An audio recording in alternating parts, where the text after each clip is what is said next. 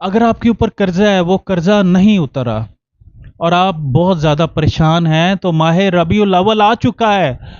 تو ماہ ربیع الاول میں ایسا کام کیجئے کہ آپ کا 12 ربیع الاول سے پہلے پہلے قرضہ اتر جائے. اب وہ عمل ہے کیا؟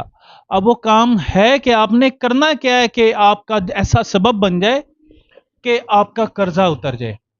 آپ نے صرف اور صرف تہجد کے وقت بیٹھ کے میٹھے محبوب صلی اللہ علیہ وسلم پہ رو رو کے درود پاک پڑھیں، اتنا پڑھیں کہ سرکار خود تشریف لے آئیں.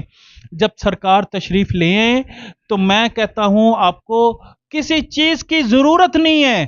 جب سرکار خود آ جائیں تو میں کہتا ہوں ساری کائنات آ گئی. جب سرکار خود تشریف لے آئیں تو دنیا کی ہر نعمت مل گئی.